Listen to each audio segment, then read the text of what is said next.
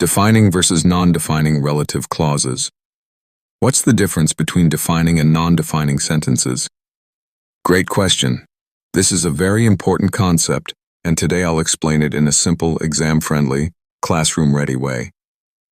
Let us understand defining and non-defining relative clauses. Relative clauses are of two types. 1. Defining relative clause, and 2. Non-defining relative clause. Defining relative clause. First, let us look at the defining relative clause.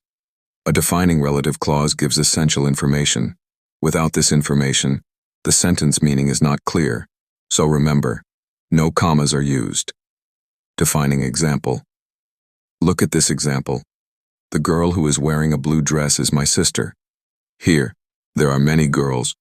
We need this clause to know which girl. Defining golden rule. Teaching tip. Very important. If removing the clause makes the sentence unclear, it is a defining relative clause. More defining examples. Students who work hard succeed. I like books which teach life lessons. Non-defining relative clause. Now let us move to the non-defining relative clause. A non-defining relative clause gives extra information. The sentence meaning is already clear. Here, commas are compulsory, and we cannot use that. Non-defining example. Look at this example. My sister, who is wearing a blue dress, is a teacher. We already know who my sister is. The clause only adds extra detail.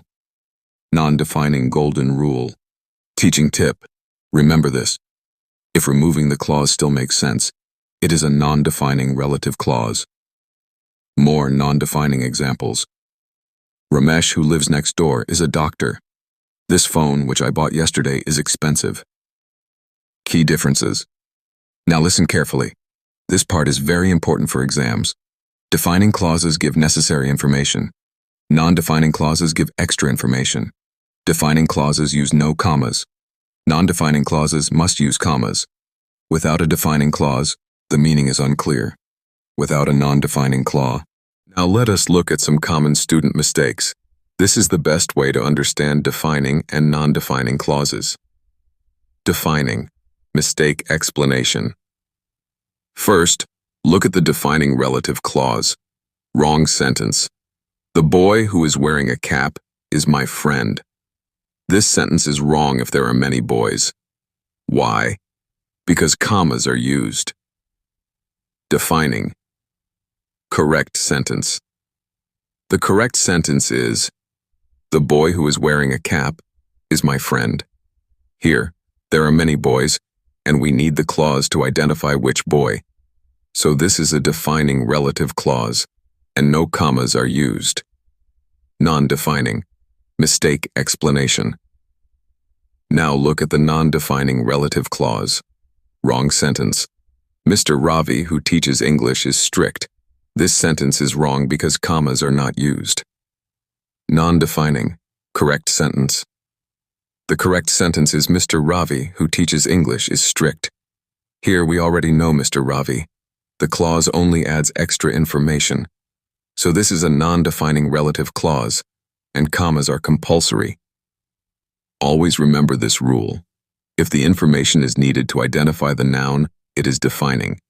If it only adds extra detail, it is non-defining. Understand the commas, understand the meaning, and grammar becomes easy.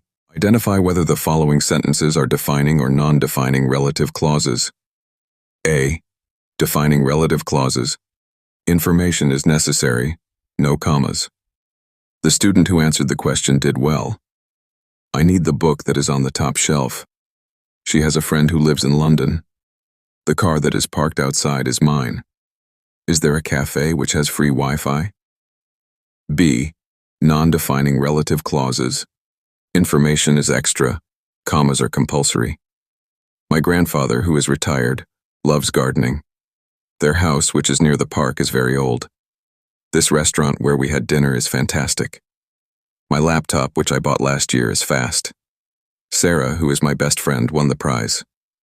Reminder for students.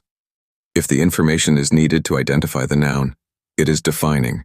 If it only adds extra detail, it is non-defining.